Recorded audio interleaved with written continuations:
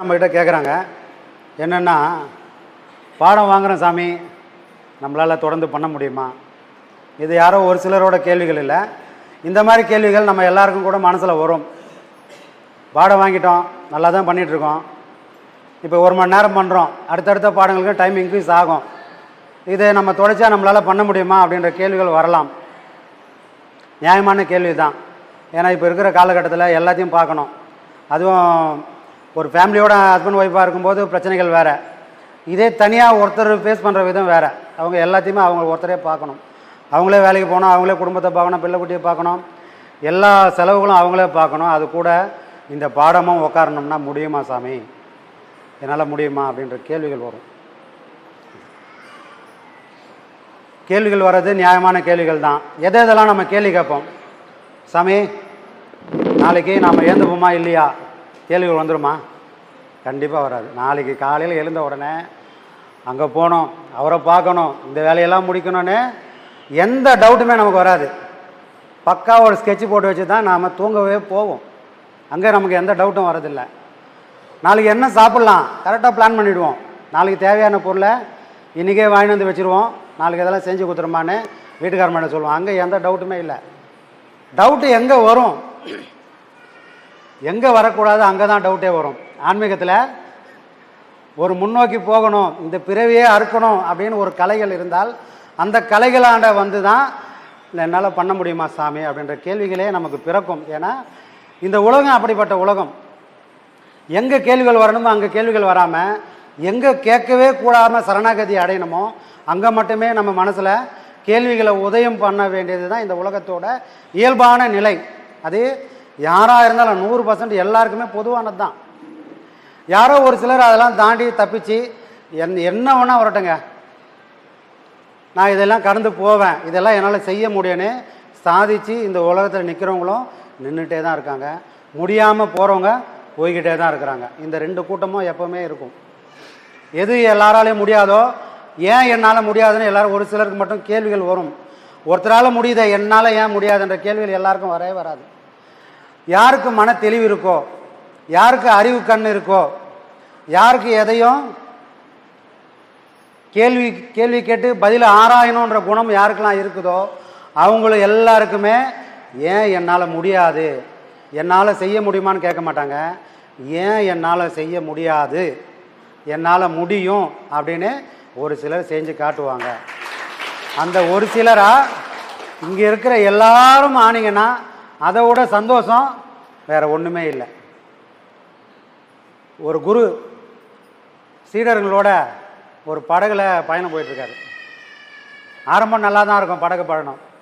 நடு வழியில் போயிடுமா, நடு ஆற்றுல போயிடும்போது நல்லா அலை அதிகமாக எடுக்குது, சூறாவளி காற்று அடிக்குது, படகு இந்த பக்கமும் அந்த பக்கமும் ஆடுது. இப்போ எல்லாருக்கும் ஒரு பயம், யார் சீடர்கள் எல்லாருக்கும் ஒரு பயம் வந்துச்சு. ஆனால் குரு மட்டும் ஏதோ கல் வச்சுங்கிற மாதிரி எந்த பயமோ எந்த பதட்டம் இல்லாமல் அவர் பாட்டு போர்டு ஆடாமல் இருக்கும்போது எப்படி இருந்ததோ ஆடும்போதும் அதே நிதானத்தோட அதே அமைதியோட அங்கே அமைதியாக உட்காந்துருக்காரு. சீடர்களுக்கு ஒரு பதட்டம், ஐயோ போட்டு முடிக்கிடுமோ, நாம் ஊர் போய் சேர மாட்டோமோ அப்படின்ற கவலை. அப்புறம் ஒரு நிதானத்துக்கு வந்தது. போட்டு நிதானத்துக்கு வந்தவொடனே சீடர்கள் கேட்குறாங்க, நாங்கள்லாம் பதட்டப்பட்டுமே உங்களுக்கு ஏன் அந்த பதட்டம் வரலை அப்படின்னு சீடருங்க குருக்கிட்ட ஒரு கேள்வி கேட்குறாங்க. அவர் சிரிச்சினா என்ன பண்ணுறாரு, ஒரு கத்தி எடுத்து ஒரு சீடனோட கழுத்தில் குத்தத்துக்கு போகிறாரு. எப்படியாப்பட்ட குரு இருப்பாங்க. அந்த குரு இந்த கேள்வி கேட்ட ஒரு சீடனோட கழுத்தில் கத்தியை வச்சு குத்துறதுக்கு பாயிறாரு. ஆனால் சீடன் அசையாமல் அப்படியே இருக்கிறான். சீடன் அசையாமல் அப்படியே இருக்கும்போது குரு கேட்குறாரு, ஏம்பா நான் என்ன பண்ணணும் உனக்கு தெரியுதா இல்லையா? தெரியும் சாமி, நீங்கள் கத்தி எடுத்து எனக்கு குத்த வந்தீங்க. சரிப்பா கத்தி எடுத்து குத்த வந்தனே, நீ ஏன் பயப்படலை அப்படின்னு சீடனை பார்த்து குரு கேட்குறாரு. எல்லாரும் பயப்படணுமே, நீ ஏன் பயப்படல அப்படின்னு குரு கேட்கும்போது சீடன் சொல்கிறான், நான் உங்களையே நம்பி வந்தவன், உங்களால் எனக்கு எந்த விதமான தீங்கும் இயக்க முடியாதுன்னு நம்பி வந்தேன், உங்களால் எனக்கு எந்த தீங்கும் நடக்காதுன்னு பரிபூர்ணமாக நம்புகிறேன்.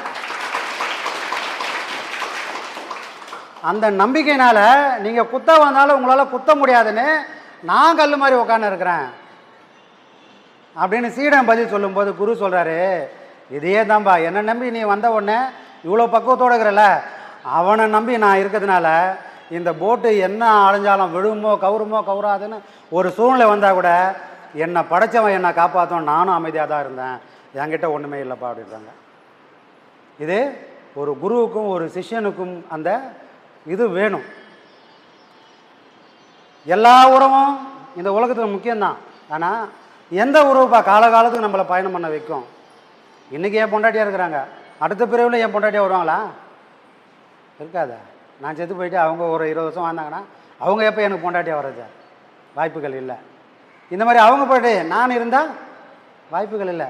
உலகத்தில் எந்த உறவும் தொடர்ச்சியாக நம்ம கூடவே வரப்போகிறதுக்கான எந்த வாய்ப்புகளும் இல்லை. ஆனால் ஒரே ஒரு உறவு மட்டும் நாம் எத்தனை பிறவிகள் எடுத்தாலும் அந்த உறவு நம்மளை தேடி தேடி தேடி தேடி வரும். அந்த உறவு எதுன்னு சொன்னால் குருவுக்கும் சீடனுக்குமான அந்த உறவு தான். சீடன் எந்த அளவு உண்மையாக இருக்கிறாங்களோ அந்த அளவுக்கு உண்மையான குரு கிடைப்பாங்க. எல்லாருக்கும் உண்மையான குரு கிடைக்கல. காரணம் என்ன? நாம் உண்மையாக இல்லை. ஒரு கடையில் 10 ரூபா கொடுத்து ஒரு பொருளை வாங்க போனோம்னா நேராக போய் ஒரு கடையில் போய் பொருளை வாங்கிடுவோமா? வாங்க மாட்டோம். இங்கே ஒரு 10 ரூபா கம்மியாகுதா, இதை விட ஒரு 2 ரூபா பக்கத்து கடையில் கம்மியாகுதானே போகிற கடையெல்லாம் விசாரிச்சுன்னு போகிற மாதிரி இங்கே என்ன சொல்லி தருவாங்க, அங்கே என்ன சொல்லி தருவாங்க, அவர் எப்படி இவர் எப்படின்னு குருவை ஆராய்ச்சி பண்ணின்னு நாம் இங்கே பயணம் பண்ணோம்னா நமக்கும் குருவுக்கும் தொடர்பே கிடைக்காது. நம்மளுடைய மனசுக்கு ஏற்ற பக்குவத்தோடு ஒரு குருவை நமக்கு அனுப்புவார். அவர் பக்குவமாக இல்லையான்னு நமக்கு தெரியாது.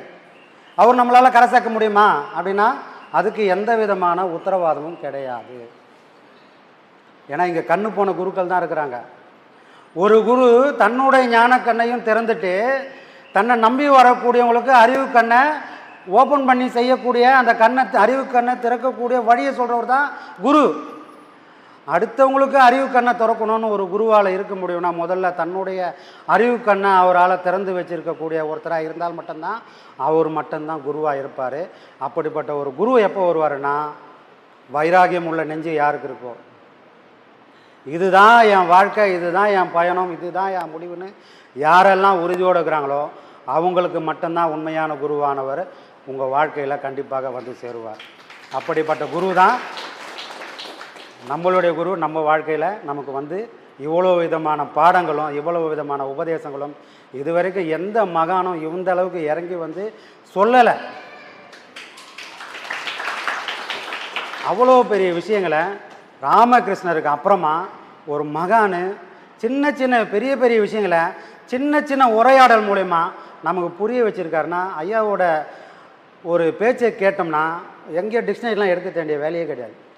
அது அப்படியே பசுமரத்தாணி போல் நம்ம மனசில் பதிஞ்சு, ஆமாப்பா அவர் சொல்கிறது 100க்கு 100 உண்மைன்னு நம்ம மனசில் எல்லார் மனதும் கல்லாக இருக்கிற மனசு கூட ஏற்றுக்கிற அளவுக்கு அவர் அதை எளிமைப்படுத்தி ரொம்ப அழகாக சொன்னது ராமகிருஷ்ணருக்கு அப்புறம் நம்மளுடைய குருநாதர் மட்டும்தான் அதனுடைய வாய்ப்பை கிடைச்சிருக்கு. அப்படின்னா நாம் எவ்வளோ பெரிய இடத்துல இருக்கிறோம், அப்போ நமக்கு எவ்வளோ பெரிய பக்குவங்கள் வேணும், இதையெல்லாம் நாம் வந்து உணரணும். எப்போவுமே காற்று எப்போவுமே ஒரே மாதிரியே அடிக்காது. தென்றல் மாதிரியும் வீசும், புயல் மாதிரியும் வீசும், சூறாவளியாகவும் வீசும். நாம் ஒரு குப்பையாகவும் கூலமாகவும் இருந்தால் தென்றலுக்கு வேணால் அசையாமல் இருக்கலாம், ஆனால் சூறாவளிக்கு அசைஞ்சிடுவோம்.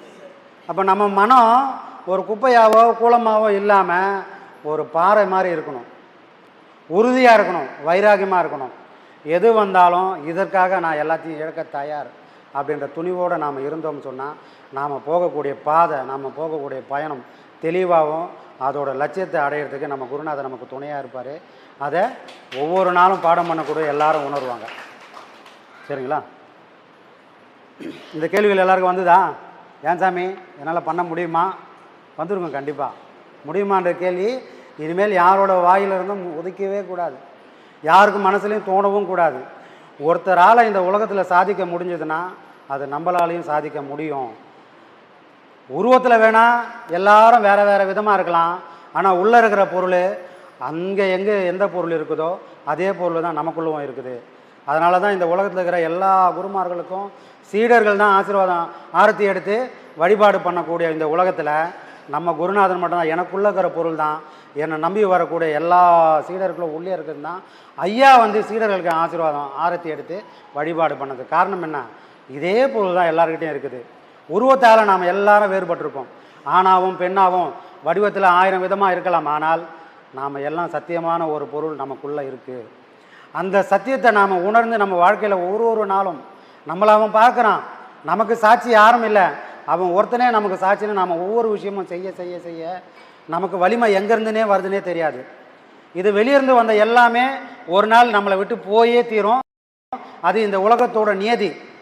நான் தைரியமாகறேன், என் பின்னாடி 4 பேர் இருக்கிறாங்கன்னு தைரியமாக இன்றைக்கி ஆடுறவன் 1000 பேர் இருக்கிறான். அந்த 4 பேர் போனால் அவன் ஆடுவானானா அதுக்கு வாய்ப்பே கிடையாது. அது அவனோட தைரியம் இல்லை, என் பின்னாடி 4 பேர் இருக்கிறான்ற தைரியம். ஆனால் ஒரு சுயம்பாக இருக்கிறவன் அவன் 100 பேர் முன்னாடி போனாலும் தைரியமாக நிற்பான். ஒன்றுமே இல்லாமல் தனியாக நிற்கும் போதும் அவன் தைரியமாக தான் இருக்கான். அவன் மனசில் சஞ்சலமே இருக்காது. காரணம் என்ன? எல்லாத்தையும் படைச்சிட்டு இருக்கிற ஒருத்தன் எனக்குள்ளவும் இருக்கிறான். அவன் ஒருத்தன் இருக்கும்போது நான் எவனுக்கும் அஞ்ச வேண்டிய, உலகத்தில் யாருக்குமே அச்சமும் அஞ்ச வேண்டிய வேலை இல்லைன்னு அவங்களுக்கு தெளிவுபடுச்சுன்னா அச்சம் இல்லாத வாழ்க்கை வாழலாம். அச்சம் இல்லாத வாழ்க்கை தான் ஆன்மீக வாழ்க்கை. அச்சத்தோடு நீ 1000 சேர்த்து வச்சுருக்கலாம். காசு பணம் பொண்ணு பொருள் சொத்து சுகம் 1000 இருக்கும். ஆனால் உன்னால் பயத்தோடு நீ வாழ்ந்தனா அது வாழ்க்கையே இல்லை. நாம் பிச்சைக்கார நிலையில் கூட இருக்கலாம். ஆனால் தைரியமாக இருக்கிறோமா? தைரியம் தான் ஆன்மீகத்துக்கு முதல் படி. அந்த தைரியத்தை எது கற்றுக் கொடுக்குதோ அங்கே மட்டும்தான் ஆன்மீகம் சிறப்பாக நடக்குதுன்னு அர்த்தம். எந்த பாதையை போகும்போது உங்களுக்கு தைரியம் வருதோ, எந்த பாதை போகும்போது உங்களுக்கு உள்ளுக்குள்ளே ஊற்றெடுக்குதோ அதுதான் உண்மையான பாதை. அதுக்கு கேள்வியே கேட்க வேண்டாம்.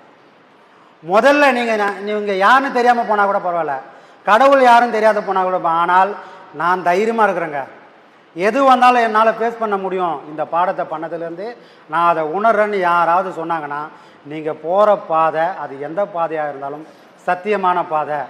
நீங்கள் போகிற பாதைக்கு சக்தி இருக்குதுன்றது அது ஒன்று மட்டுமே சாட்சி. சேர்ந்து தான் உலக வாழ்வு. விதியினுடைய குழந்தை தான் மதி. விதியால நீ இந்த உலகத்துல பிறந்துட்ட. இப்ப இந்த உலகத்துல வாழ்ந்தாகணும். வாழறதுக்கு என்ன ஒன்றும் மதி வேணும். அப்ப படிக்கணும், அப்ப 4 கலை தெரிஞ்சுக்கணும், 4 தொழில் தெரிஞ்சுக்கணும். இதெல்லாம் மதி சம்பந்தப்பட்டது. இந்த செயல்களில் விடுறதும் விதியினுடைய சம்பந்தப்பட்டது. எப்போ நீ உனக்கு தாண்டி அதனுடைய கட்டுப்பாட்டை தாண்டி நீ போறியோ அது உன்னை குற்றி வயிற்று. அதுதான் விதிக்கால் மதிமுக்கால் சொல்றாங்க இல்லைங்களா? அதனால உலக வாழ்வுன்றது விதி மதியால நடத்தப்படுறது தாமா. இங்க கடவுளுக்கே வேலை கிடையாது. ஒரு மனுஷனுடைய பிறப்பால் உயர்வு தாழ்வு நீங்க எப்படி சாமி பாக்குறீங்க? மனுஷன் பிறப்புல உயர்வு தாழ்வே கிடையாதுமா. அவன் மனசுலதான் உயர்வு தாழ்வு. பிறந்தவன் காலால நீ வளர்ந்த யாரும் தலையாலையும் பிறக்க முடியாது, யாரும் வாளாலையும் பிறக்க முடியாது. எல்லாம் அம்மாவோட தாயினுடைய யோனியில தான் பிறக்க முடியும். இந்த நெத்தில போனா, வாயில போனா, மூக்குல போனா, இதெல்லாம் கற்பனை கதைகள். ஒரு உயிர் மனுஷன்ல இருந்து மற்ற ஜீவராசி வரைக்கும் பிறப்பு எடுக்கணும்னா பெண்ணுடைய பிறப்பு குழியில தான் பிறப்பு உண்டாக்கும். அந்த பிறப்புல பிறந்த மனுஷன் யாருமே எந்த இதுவுமே உயர்ந்தது கிடையாது, தாழ்ந்தது கிடையாது. ஆனா மனுஷனுடைய மனசுல உயர்ந்தவன் தாழ்ந்தவன் ஜாதி பணக்காரன் ஏழை இதெல்லாம் உருவாக்கிக்கணும். இது பிறக்கும் போது அது குழந்தை. நான் பணக்காரன் தெரியுமா, உயர்ந்த ஜாதின்னு தெரியுமா? எது தெரியும்? அது எங்க வளருதோ அந்த மதம், எங்க வளருதோ அந்த ஜாதி, எங்க வளருதோ அந்த குலம், அப்படி வளர்ப்புல வளர்றதை தவிர இயற்கையில கிடையாது. இயற்கையில இறைவனுடைய படைப்பு மனிதன். இப்ப ஆத்மாக்களுக்கு அந்த ஜாதி மதம் எது கிடையாதுமா. ஆத்மாவுக்கு ஜாதி மதமே கிடையாது. ஆனா மனசுக்கு ஜாதி மதம் இருக்குது. ஏன்னா ஆத்மாவனுடைய குழந்தை தான் மனம். மனத்தினுடைய நிலை என்னன்னா, தாயினுடைய தகப்பன் தாய்கிட்ட புணரல் பண்ணும் போது அந்தகரணம்ன்ற ஒரு எண்ணம் ஏற்படுது. அந்த அந்தகரணம் என்ன அப்படின்னா மனம், சித்தம், புத்தி, அகங்காரம். இந்த 4 ஏற்படும் போது தான் ஒரு தாய்கிட்ட புணரல் பண்ண முடியும். அந்த புணரல் பண்ணும் போது அந்த தாயினுடைய கருவுல விழுந்தது அந்த அந்தகரணம் தான். அப்போ அதுக்கு வேற எதுவும் இல்லை. ஆனா அந்த தாயினுடைய கருவுல விழுந்த அந்த அந்தகரணம் உருவாக 5 பஞ்சபூதங்களும் கூட உருவாகும். அது நீர், நெருப்பு, காற்று, ஆகாயம், பூமி. இந்த அஞ்சும் சேர்ந்துக்கின்னு இது சொல்லுது நான் முன்ன வந்தேன், அந்த காரணம் சொல்லுது நான் முன்ன வந்தேன். அப்போ இந்த அந்த காரணத்துடைய நிலை என்ன அப்படின்னா, மனம் ஒரு பாஸ் மாதிரி, அது எந்த வேலையும் செய்யறதில்லை. இந்த 3 சித்தம் புத்தி அகங்காரம் அடியாட்களை வச்சுக்கிட்டு, அப்போ புத்தி சொல்லுது இது பாரு ஒருத்தர் பணம் எடுத்து போறாரு அப்படின்னு. சித்தம் சொல்லுது அறிவு, சித்தம்னா அறிவுன்னு அர்த்தம். நமக்கு எதுக்கு அவர் எடுத்து போறாரு, அவர் பண்ணிட்டு அவர் எடுத்து போறாரு. அகங்காரம் சொல்லுது நீ போடுங்கிறியா நான் போடுங்கட்டா, இல்லைன்னா நான் பிடிங்க வந்துட்டேன் பண்ண பிடிக்கணும். அப்போ அகங்காரத்தினுடைய நிலை என்ன, நன்மையும் செய்யும் தீமையும் செய்யும். அதனால்தான் சொன்னார் சிறுவாய்க்கு ரொம்ப அழகா சொன்னார், சேவல் 4 குஞ்சிகள் 5, கூவமான கூட்டுக்குள்ளே சண்டை கொள்ளுதே. நான் தான் முன்ன வந்தேன், நீ தான் முன்ன வந்த, இந்த வீடு எனக்கு தான் சொந்தம் இருந்தது 5 பஞ்சபூதம். அப்போ அந்த காரணம் சொல்லுது இல்ல இல்ல பிறக்கிறதுக்கு முன் நீ வர்றதுக்கு முன்னாடியே நான் வந்துட்டேன், எனக்கு தான் இது உரிமையா இருந்தது. ஆனா இந்த 4 சேவலும் சாகணும், இந்த 5 குஞ்சும் சாகணும் அப்படின்னா கூவமான கிழநறி கூட்டுக்குள்ளே புகுந்த பெண், சேவல் 4 இறந்து போச்சு, குஞ்சது 5 இறந்து போச்சு. அப்போ அது என்ன கூவமான கிழநறி அப்படின்னா நாதம். மனிதனுக்குள்ள நாத ஒளி வந்துச்சுன்னா மனசுன்னு ஒண்ணு கிடையாது. 5 பஞ்சபூதத்துல நம்ம ஆன உடல்னு தெரியாது, அவனுக்கு ஆன்மா மட்டும்தான் தெரியும். ஆன்மா மட்டும் தெரியும் போது உலகமே அவனுக்கு சமமா தெரியும். ஏற்றத்தாழ்வு தெரியாது, நல்லவன் கெட்டவன் தெரியாது, பணக்காரன் ஏழை தெரியாது, நோயாளி தடகாத்தமானவன் தெரியாது.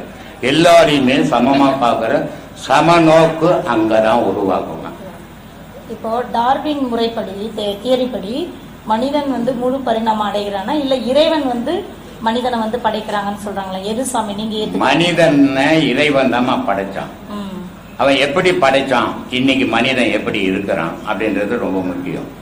இப்போ இந்த புடவை கட்டின்னு இருக்கிறீங்க, இது மில்லுல நெஞ்சு வந்தது, நீங்க நெய்யல இல்லையா? நீங்களா நம்ம அவங்கள துணி நெஞ்சு கட்டிக்கிறோம், ஆனா ஒரு இடத்துல நெஞ்சு வந்தது, அதை நம்ம செலக்ஷன் பண்ணி கட்டிக்கணும். ஆனா கட்டும் போது அது நல்ல பால் மாதிரி வெண்மையா இருக்குது. ஆனா அதை 4 முறை கட்டும் போது கட்ட கட்ட கட்ட கட்ட அது அழுக்கு இருக்கு.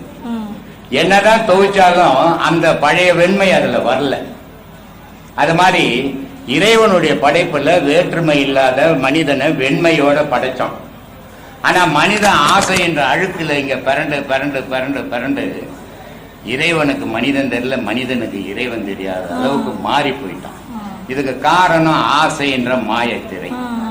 அது அழியிற வரைக்கும் அவனுக்கு கடவுள் தெரியாது, கடவுளுக்கு இவனு தெரியாது. ஏன்னா ஒரு 5 வயசு குழந்தை ஒண்ணு தாரு வந்து போச்சு, ஆனா நம்ம தேடி தேடி விட்டுட்டோம். அதே குழந்தை ஒரு 40 வயசுல நம்ம பார்த்தா கூட அடையாளம் நம்ம குழந்தைன்னு தெரியாது, ஏன்னா அது உருமாறி போச்சு. அதே மாதிரி கடவுளுடைய படைப்புல நம்மள கடவுள் தேடிக்கினே இருக்கிறான். கடவுளுக்கு நம்மள தெரியல, அடையாளம் தெரியாது ஆயிட்டோம் நம்ம. அதனால கடவுள் நம்மள தேடல, கடவுளை நம்ம தேடிங்கிறோம். 2 பேரும் ஒருத்தர் கண்டுபிடிக்க முடியாம வாழ்ந்துருக்கிறோம். இதுதான் உலகம். இறைவனுடைய படைப்புல இறைவனுக்கு மனிதனால என்ன சுவாமி உபயோகம்? மனிதனால இறைவனுக்கு ஒரு பயணம் கிடையாது. இறைவனாலதான் நம்மளுக்கே நமக்கு தான் எல்லாமே. இறைவனை வணங்காத மனிதன் இந்த பூமியில வாழறதே தர்மம் கிடையாது. அவன் இருக்கிறத விட சாகிறதே தர்மம்.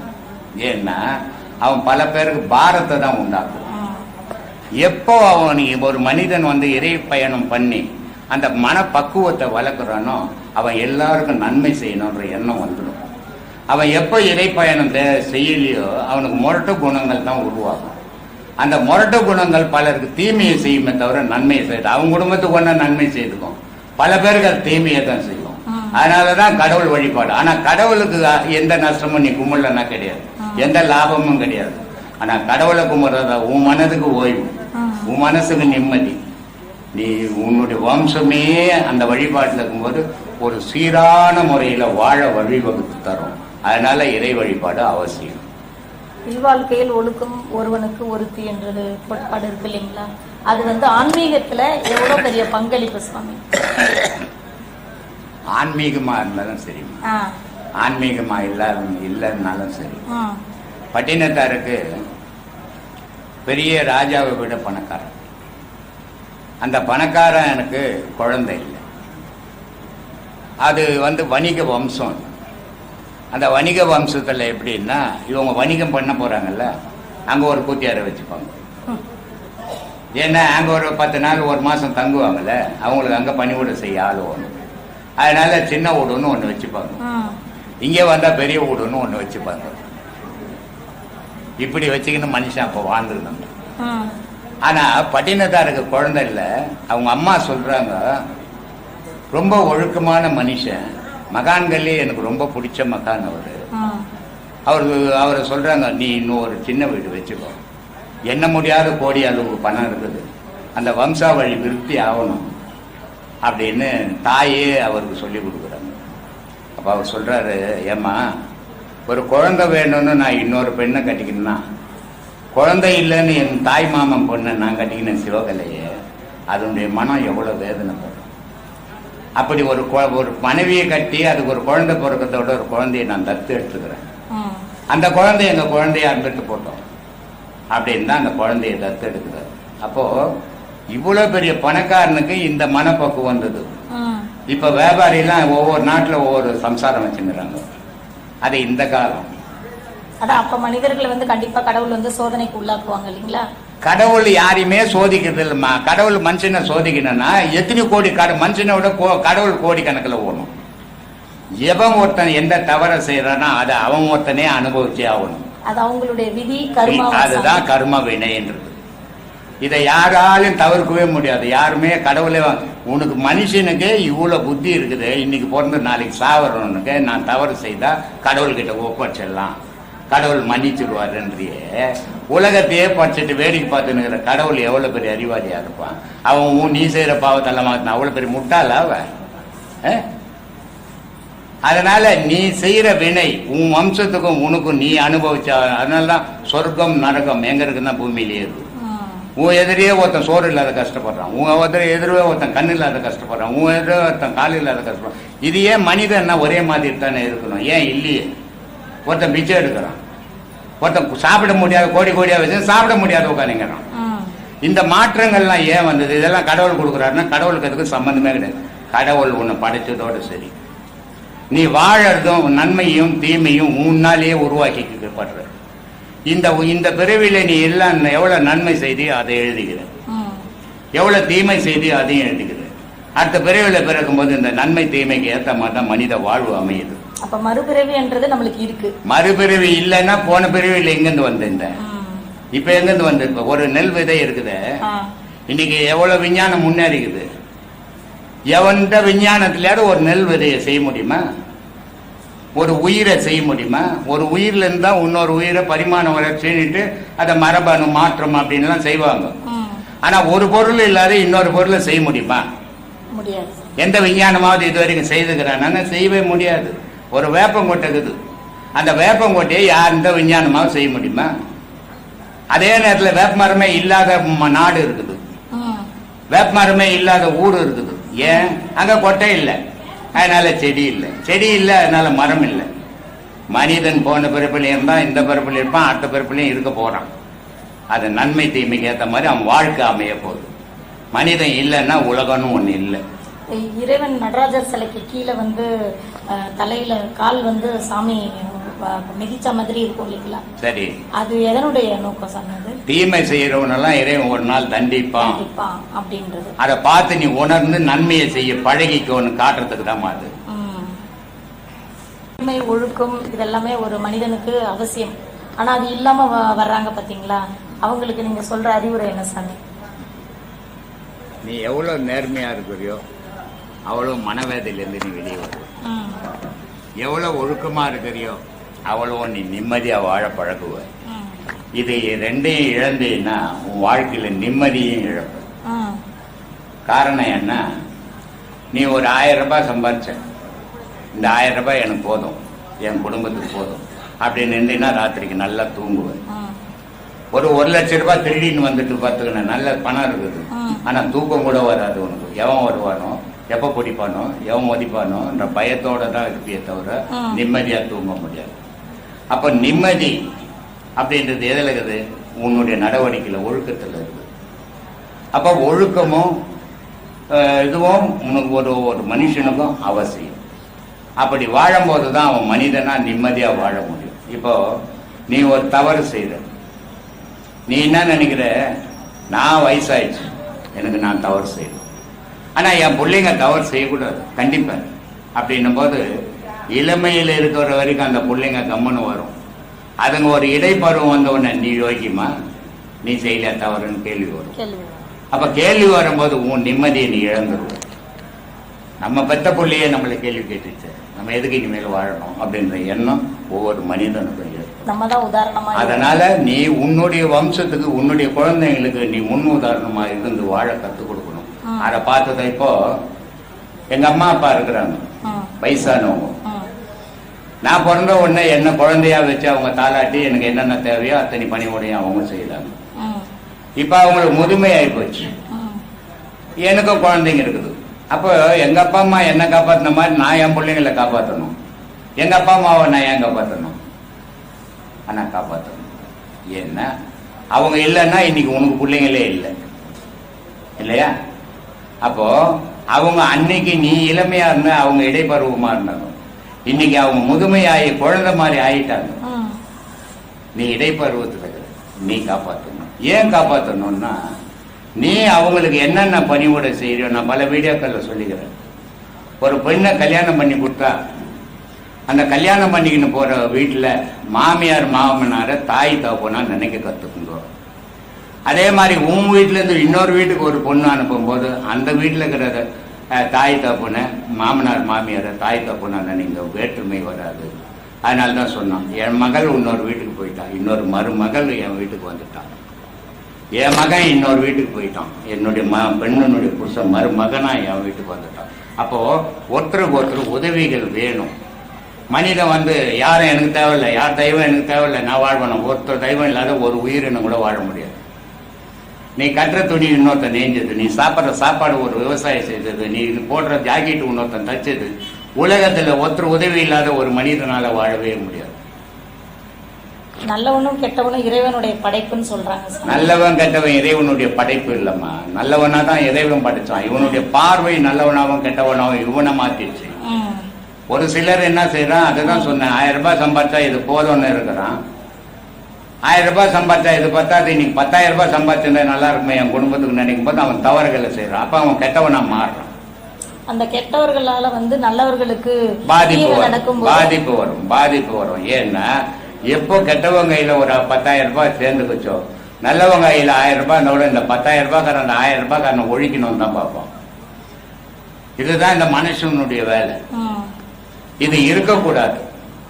அவனுக்கு கிடைச்சது அவன் வச்சுக்கணும், நம்ம கிடைச்சதை நம்ம வச்சுக்கணும். அவன் வாழ்க்கையை அவன் வாழ போறான், என் வாழ்க்கையை நான் வாழ போறேன் அப்படின்னு வாழ்ந்தால் யாருக்குமே துன்பம் தெரியாது. அந்த கெட்டவர்களால நல்லவர்களுக்கு தீயம் வருதுன்னு கடவுளுக்கு தெரியுங்களா தெரியாது? கடவுளே உனக்குள்ளதான் நம்மாக்குறாரு.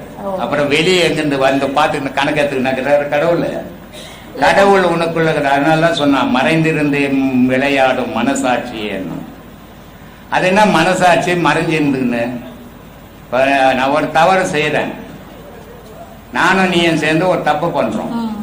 நம்ம என்ன நினைப்போம், யாரும் பார்க்கல, யாருக்குமே தெரியாது, நம்ம 2 பேருக்கு மட்டும்தான் தெரியும் அப்படின்னு நம்ம நினைக்கிறோம். ஆனா மனசு செய்தது இந்த செயல, மனசுக்கு ஆன்மா சாட்சியா இருக்குது.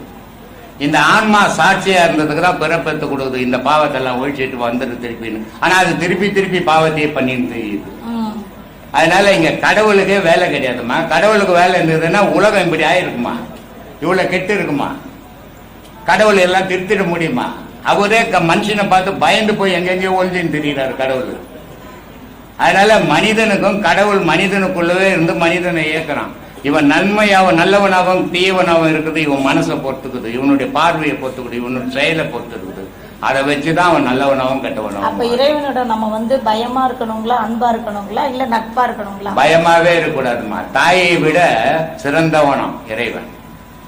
தாய்க்கு கருணை, தாயை விட ஈக்குவலும் உலகத்துல வேற யாரையும் சொல்ல முடியாது. ஆனா தாயை விட சிறந்தவனா இறைவன். நீ அவங்கிட்ட ஒரு அடி எடுத்து வச்சேன்னா அவன் உனக்காக 4 அடி எடுத்து வச்சு வருவான். ஆனா நீ தான் 1/2 அடி கூட எடுத்து வைக்கிறது இல்லையா? உலகத்தை நோக்கி தானே உன் அடி எல்லாம் போகுது, இறைவனை நோக்கி போலையே. இறைவனை நோக்கி போனோன்றதான் நம்ம இங்க சொல்லி கொடுத்துருக்கோம். பல பெரிய கோயில்ல சித்தர்கள் ஜீவசமாதி மறைச்சு வச்சிருக்கிறாங்க இல்லைங்களா சுவாமி? தேடி போகும் பக்தரை வந்து அனுமதிக்கிறது கிடையாது. அதனுடைய நோக்கம் என்ன சுவாமி? பெரிய பெரிய கோயில், இன்னைக்கு இருக்கிற பெரிய பெரிய கோயில் எல்லாம் மகான்களும் சித்தர்களும் சமாதி. ஆனா இந்த இப்போ நம்ம கூட இந்த மகான்களுக்கு செலவு வச்சு அப்படியே தான் விட்டணும். இதை இந்த ஜனங்க பார்க்கட்டும்னு விட்டேன். ஆனா ஜனங்க பார்க்கல, அதை பாழ் பண்ணிட்டு சொரண்ட ஆரம்பிக்குது. டீ குடிச்சிட்டு அதுலயே ஊத்துதுங்க, கப்பு அதுலயே போட்டுங்க. அதனால 4 லட்சம் ரூபாய் செலவு பண்ணி கண்ணாடி போட்டு. அப்போ மகான்கள் இருக்கிற ஜீவ சமாதியில மனுஷன் பூந்தான்னா அந்த மகான் சமாதியை மனுஷன் சமாதி ஆக்கிடுவோம். அதனால அதுக்கெல்லாம் ஒரு கட்டுப்பாடு போட்டு நீ எல்லாம் இங்க போகக்கூடாது அப்படின்னு தடுத்துக்கிற வச்சுக்கிறானே தவிர அங்க போவதாலேயே மகானுக்கு ஒரு பயனும் கிடையாது. மகானுடைய நிலை மறைஞ்சு போயிட்டான். அவன் வானத்துல இருந்து மறைஞ்சி இந்த உலகத்துக்கு என்ன செயல் செய்யணும், அவனை யார் நினைக்கிறான், அவனுக்கு என்ன நன்மை செய்யணும் அதை செய்துன்னு இருக்கிறான். சமாதியில அங்க ஒண்ணும் கிடையாது. சொல்லும் அனிமா மகிமா இலகுமா கரிமா பிராப்தி வசுதத்தம் பிரக்யம் ஈச தத்துவம் அட்டமா 8 விதமான சித்துகள். இந்த 8 விதமான சித்துக்களை வந்து சராசரி மனிதனால ஒரு சித்து கூட பெற முடியாது. எவன் ஒருத்தன் உலகத்தை வெறுத்து மனம் இல்லாத வாழறனோ அவனுக்கு தான் 8 விதமான சித்துக்கள் கை கூடும். அந்த 8 சித்துக்களும் வந்து சித்தர்கள் வந்து சித்தர்களுக்கு மட்டும்தான் சாத்தியம். நமக்கு அது சாத்தியமே கிடையாது. நமக்கு சித்துக்கள் சாத்தியப்பட்டதுனாவே பக்கத்தோட்டுக்காரனால ஐடி போடுவோம். ஏன்னா 10 ரூபாய் பணம் இல்லாத ஒருத்தன் 10 பைசா கூட இல்லாதானா அவனை பார்த்தாவே கேலி பண்ற உலகம் நம்ம. அப்போ 8 விதமான சித்துக்கள் இவனுக்கு கை கூடுச்சுன்னா இவன் சும்மா இருப்பானா? ஊர்ல என்னை விட பெரிய ஆளே இல்லைன்னு அழிச்சிடுவான். ஆனா அவ்வளவு சித்துக்களை வச்சுக்கினா அவன் யாருக்குமே தீங்கு செய்யறதில்லை. எங்க நன்மை செய்யணுமோ அதை மட்டும் செய்துட்டு அவன் போய்கிட்டே இருக்கும். அவன் அதுல எந்த பிரதிபலனும் எதிர்பார்க்கறது இல்லை. ஒரு 10 ரூபாய் ஒருத்தருக்கு உதவி செய்தீங்கன்னா இந்த 10 ரூபாயை கூட்டு நாளைக்கு அந்த 10 ரூபாய்க்கு பதில் 10 விதமான வேலை வாங்கியிருக்கிறவர். அப்போ ஒரு உதவிகளை வந்து பிரதிபலனோட செய்யற அவங்க வந்து எந்த பிரதிபலனும் எதிர்பார்க்கறதில்ல, அவங்களுக்கு தேவையும் இல்லை. அதனால அவங்களுக்கு அது சாத்தியம், மனிதருக்கு அது சாத்தியம் இல்லைன்னா. இப்போ 5 பஞ்சபூதங்கள் இருக்குது நம்ம உடல்ல. நீர், நெருப்பு, காற்று, ஆகாயம், பூமி. அதே நேரத்தில் 5 பஞ்ச தத்துவங்கள் இருக்குது. 5 பஞ்ச தத்துவங்கள் என்ன? நமச்சிவாய. நமச்சிவாய என்ன? நான் மண்ணு,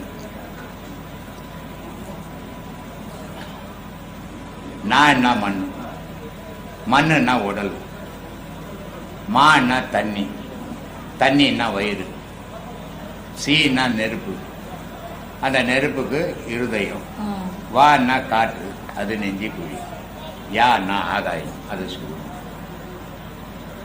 இந்த 5 பஞ்ச தத்துவங்களுக்கும் நீருன்னா வாய், காற்றுன்னா மூக்கு, ஆகாயம்னா காது, உடல்னா ஸ்தூல தேகம். இப்படி 5 தத்துவங்கள். இப்ப கண்ணு இருக்குது உங்களுக்கு, ஆனா தெரியல. அப்ப கண்ணில் இன்னா இல்லைன்னா தெரியல. காது இருக்குது வெளியே பார்த்தா, ஆனா கேட்கல. இன்னா இல்லைன்னா கேட்கல. அப்படின்னா ஞானேந்திரியம் கர்மேந்திரியமும் 5 இருக்குது. கர்மேந்திரியம்ன்றது அடையாளங்கள். காது இருக்குது, மூக்கு இருக்குது, வாய் இருக்குது, கண் இருக்குதுன்னு தெரியுது கர்மேந்திரியம். ஆனா இதுக்குள்ள இருக்கிற பொருள், அந்த நீ பேசுறதை இழுக்கிறது, நான் பார்த்ததை தெரிய வைக்கிறது, இதுக்கெல்லாம் ஞானேந்திரியம்னு பேர். அப்ப இந்த ஞானேந்திரியமும் கர்மேந்திரியமும் சேர்ந்துதான் உலகத்துல நமக்கு எல்லாத்தையும் காட்டி கொடுக்குது, எல்லாத்தையும் கேட்க வைக்குது, எல்லாத்தையும் பேச வைக்குது. இப்ப 2ஆ சேர்ந்தால்தான் செயல், 1ஆ இருந்தா செயல். இறைவன் ஏகனா இருக்கிற வரைக்கும் செயல் இல்லை, அநேகனாவும் மொத்தம் செயலாகும். அப்ப கடவுள் என்ன பண்ணா, நான் ஒண்டியா இருந்த இயக்கம் இல்லையே, அதனால நான் மனிதரை படைச்சு அவங்களுக்குள்ளவே இருக்கிற அநேகனாவே இருந்து இந்த உலகத்துக்கு செயல்படுறேன். இவ்வளோ பெரிய சாமிகள் இருக்குது உலகத்துல, எத்தனை எண்ண முடியாத சாமிகள் இருக்குது. எங்கேயாவது போய் நான் எனக்கு இருப்பிடம் ஒன்று ஓணும்னு கோயில் கட்டிக்கிச்சா? ஏன் கட்டிக்கல? அதுக்கு ஓனவா? ஆனா மனிதனுக்குள்ளவே இருந்து மனிதனுக்குள்ள இருக்கிற கடவுளே கோவில கட்டி, அந்த மனிதனுக்குள்ள இருக்கிற கடவுளே கோவில்ல தெய்வ வழிபாடு. அப்போ மனிதனுக்குள்ளதான் கடவுள். அந்த கடவுள் தான் வழிபாடு நடத்துது. அதுதான் பின்னாடி வர ஜெனரேஷனுக்கு வழி காட்டுது. அந்த வழியில தான் மனிதன் பயணம் பண்றான். அதனால வாழ்க்கை வாழலாம். இப்படி வாழ்ந்தது. இப்ப கோவில் சன்னிதானத்துக்கு போகும்போது பலிபீடத்தை தொட்டு கும்பிட்டுட்டு தான் நம்ம வந்து விக்கிரகத்தை பாக்குறோம். நம்ம பலிபீடத்தினுடைய தத்துவம் என்னன்னு தெரியணும். நீ அதை தொட்டு கும்பிட்டுட்டா நீ ஒன்னும் போயிட போறதில்ல. அது போற குழந்தைங்க எல்லாம் கூட தொட்டு கும்பிட்டுட்டு போகும். ஆனா பலிபீடம் கோவில்ல எதுக்கு? அது நிறைய பேர் தெரியாம தொட்டு கும்பிடணும். உங்ககிட்ட விளக்கம் கேட்கணும்னு சொல்லிட்டு இல்ல, கோவில்ல பலிபீடம் எதுக்கு? இப்போ அம்பாள் கோவில் இருக்குது, அது மேல வச்சு ஆடு வெட்டுவான், கோழி வெட்டுவான், பலிபீடம் வேணும். பெருமாள் கோயில்ல பலிபீடம் இருக்கு, சிவன் கோயில்ல பலிபீடம் இருக்கு. அப்படின்னா மனிதன் தெய்வத்தை அடையணும்னு சொன்னா முதல்ல அவனுக்குள்ள இருக்கிற பாவத்தை பலியிடணும். அந்த பலியிட்ட உடனே கொஞ்சம் தள்ளி போனீங்கன்னா ஒரு பொற்றாமரை குளம், பூ போட்டது ஒரு இது வச்சிருக்கோம்.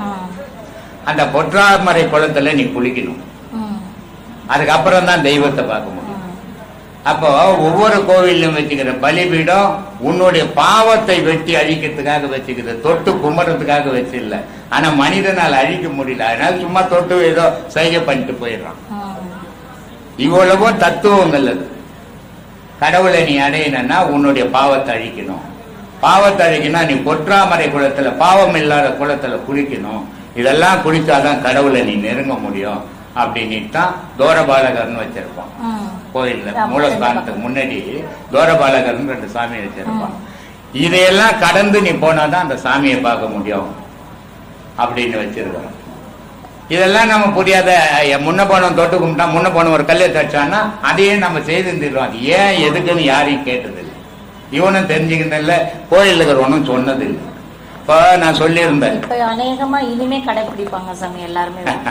பிடிக்கிறாங்களோ இல்லையோ, நான் சொல்ல வேண்டியது சொல்லிருக்கிறேன். நான் எப்போ எதை பேசினாலும் நான் பேசுறத எல்லாரும் எடுத்துக்கணும், எல்லாரும் செய்யணும் நான் நினைச்சு பேசுறதே இல்லை. ஏன்னா இந்த மக்களுடைய மனநிலை ஒவ்வொருத்தருக்கும் ஒவ்வொரு மாதிரி. ஒவ்வொருத்தரும் வந்து நான் சொன்னதை எடுத்துப்பாங்க, இந்த மாதிரி கேசுங்க. ஒவ்வொருத்தரும் என்ன பண்ணுங்க, அந்த ஆளுக்கு வேற வேலையில கல்யாணம் கட்சி எல்லாம் குழந்தைங்களுக்கு எல்லாம் பண்ணிட்டான், எல்லாம் உட்காந்து கதை சொல்லிக்கிறான். அந்த நமக்கு எல்லாம் இருக்குது, அதெல்லாம் பார்க்க முடியாது. நம்ம போற போக்குல போலான்னு போவோம். அதனால எல்லாரும் எடுத்துக்குமான்னு சொல்ல நினைக்க முடியாது. அதனால நான் யாரையும் எடுத்துக்கணும்னு சொல்றது இல்லை, எடுத்துப்பான்னு நம்பர் தான் இல்லை. ஆனால் ஒரு குருன்ற முறையில என்னுடைய கடமையை நான் சொல்லின்னு இருக்கிறேன். அது எடுக்கத்தான் எடுக்காத அது மக்களுடைய விருப்பம். நான் எனக்கு ஜாதி மதம் கிடையாது, குலங்கோத்திரம் கிடையாது. எல்லா மதமும் ஒண்ணுதான், எல்லா மனுஷனும் ஒண்ணுதான். எல்லா ஜாதியும் ஒரு ஜாதி தான். ஜாதி வகுத்தது தொழிலுக்காக வகுத்தான். இன்னைக்கு ஜாதியை வச்சு நான் அரசியல் நடத்தினுக்கிறான். எந்தெந்த தொழில் செய்யணுன்றதுக்கு ஜாதி வகுத்தான். ஒரு ஃபேக்டரிக்கு போனா ஒரு ஜிஎம் இருப்பான், பெரிய ஆபீசர், ஒரு ரைட்டர் இருப்பான், ஒரு கணக்கு புள்ள இருப்பான், ஒரு அக்கௌண்ட்ஸ் இருப்பான். இப்படி பல ஒரு கம்பெனிலேயே அவ்வளவு பேர் இருக்கிறான். ஒரு நாடுன்னு இருக்கும்போது இதெல்லாம் தேவை அப்படின்றதுக்காக வச்சாங்க. நம்ம 2 பேரும் பேசுறோம், இந்த பேச்சு வந்து நம்ம 2 பேருக்கு மட்டும் இருக்கக்கூடாது. அது தென்னில உட்காந்து பேசலாம். மைக்கு தேவையில்லை, கோவில் தேவையில்லை, அவ இது தேவையில்லை. நீ நானும் பேசுறது இந்த உலகத்துக்கு இருக்கணும், உலக மக்கள் வாழ்க்கையில இருக்கணும். அதுக்காக பேசணுமே தவிர திண்ணையில உட்காந்து பேசுற மாதிரி பேசக்கூடாது. அந்த மாதிரி நான் எந்த மக்களும் எடுத்துப்பாங்கன்னு பேசுறதில்லை. இன்னைக்கு மலேசியாவுக்கு போனேன், அவங்க சொல்றாங்க, சாமியை உங்களை பார்க்கணும், பார்க்க மாட்டணும், பார்க்காமே செத்துடுமோன்னு நினைச்சுன்னு இருந்தோம். ஆனா இப்ப வந்தீங்க, உங்களை பார்த்துட்டு இப்ப செத்துட்டா கூட பரவாயில்ல சாமின்றாங்க. அப்போ அவங்க மனநிலை எவ்வளவு மாறி இருக்குது. இப்படியும் மாறுறது உண்டு, யாரும் மாறாமே இருக்கிறது உண்டு. மாறலையே நான் வருத்தப்படுறதில்ல, மாறிட்டாங்கன்னு சந்தோஷப்படுறதும் இல்லைன்னா என்னுடைய கடமை ஒரு குருன்ற முறையில் நான் சொல்லிக்கிறேன். இப்போ சாமி கும்பிட கோவிலுக்கு எல்லாரும் போறீங்க. போகும்போது சும்மா கூட போல, ஒரு வெள்ளி தூக்கு வச்சுக்கின்னு தட்டுக்கிட்டு கூட கூட கிடையாது, கூட கோயிலாண்ட கொடுக்குறோம். நீங்க சொந்தமா வெள்ளியில வாங்கி வச்சுக்கின்னு நீங்க கூட கொலுசு போடல, ஆனா சாமிக்கு தூக்கி போற தூக்கு வெள்ளியில இருக்கு. அதுல ஒரு தேங்காய், பூ, பழம், வெத்தலை பாக்கு எல்லாம் வாங்கிட்டு போறீங்க. நான் கிண்டலுக்கு சொல்லுவேன், ஏன் வெத்தலை பாக்கெல்லாம் வாங்கிட்டு போறீங்க, கொஞ்சம் புயல வாங்கிட்டு போனா சாமி நல்லா போட்டு பாருப்பா அப்படின்னு. ஏன்னா ஏன் வெத்தலை பாக்கு சாமிக்கு, ஏன் பூ, ஏன் கற்பூரம், ஏன் தேங்காய் தெரியல. அதை எவனும் சொல்லியும் கொடுக்கல. என்னுடைய பொருள் என்ன, எதுக்கு இதெல்லாம் வச்சு கும்பிடணும்? சாமி கும்பிடுறோம், அது சரி நியாயம். வெத்தலை பாக்கெல்லாம் எதுக்கு வச்சு கும்பிடணும் அப்படின்னு தெரியல. அதை கூட நான் விளக்கம் சொன்னேன், இது எதுக்காக செய்யறோம் அப்படின்ட்டு. வெத்தலைன்னா காற்று, பாக்குன்னா நீர், பழம்னா மண்ணு, பூவுன்னா ஆகாயம், கற்பூரம்னா நெருப்பு. அப்போ இந்த 5 பஞ்சபூதத்தை வச்சுதான் நம்ம வழிபடுறோம். இந்த 5 பஞ்சபூதம் தான் கடவுள், மற்றதெல்லாம் கற்பனை தான் கடவுள்ன்றதெல்லாம். அப்ப இந்த 5 பஞ்சபூதத்தையும் வச்சு வழிபடுறோம். சரி, அங்க தேங்காய் வச்சோம், பூசணிக்காய் வச்சாருன்னா தேங்காயில மட்டும்தான் முக்கன் இருக்குது, தேங்காயில மட்டும்தான் மலம் இருக்குது, மேல் மட்டை, அதுக்குள்ள ஒரு ஓடு, அதுக்குள்ள ஒரு காய், அதுக்குள்ள ஒரு தண்ணி. அந்த தண்ணி தான் அமுது. அப்போ தேங்காய் சாமிக்கு எடுத்துன்னு போன ஒற்ற தேங்காவை சாமி பக்கம் தானே வைக்கணும். சாமி பக்கம் ஓட்டை வச்சு போட்டு நம்ம பக்கம் தேங்காய் வச்சுக்கிறோம். இது ஏன்னு எவனும் கேட்கல, எவனும் சொல்லவும் இல்லை. நீங்க சொல்லுங்க சாமி. நீ கடவுளை அடையணும்னா உன் மனம் இந்த மாதிரி வெண்மை ஆகணும். வெண்மையா ஆனால்தான் நீ கடவுளை அடைய முடியும். அப்போ இந்த வெண்மை ஆகணும்னா அந்த மும்மலத்தை நீ அழிக்கணும். மேல் மட்டை, ஓடு, காய், இது எல்லாத்தையும் நீ அழிக்கணும். அழிச்சின்னா தான் இந்த மும்மலமும் போகும்.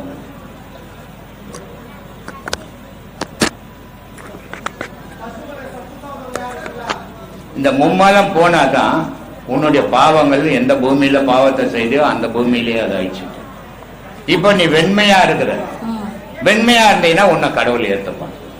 அப்போ உன் மனசை இருள் இல்லாத, அழுக்கு இல்லாத, கள்ளங்கவுடு இல்லாத ஆக்கிற மனமா ஆகும். அது மாதிரி தேங்காய் மாதிரி ஆயிடுது. அதனால சொன்னோம், அகங்காரம் உள்ளடக்கி ஐம்புலனை சுட்டறுத்து தூங்காமல் தூங்கி சுகம் பெறுவது எக்காலம். தேங்காய் கருணை வெள்ளம் தேங்கிருந்து உண்பதற்கு வாங்காமல் விட்ட குறை வந்தெடுப்பது எக்காலம். அப்போ நீ அந்த கடவுள் வழிபாடுல உன் மனம் தேங்காய் மாதிரி ஆயிட்டீங்கன்னா தூங்கவும் இல்லை, முழிக்கவும் இல்லை, ரெண்டுக்கும் இடைப்பட்ட ஒரு தூக்கம் வரும்தான் அது கடவுள் தூக்கம்.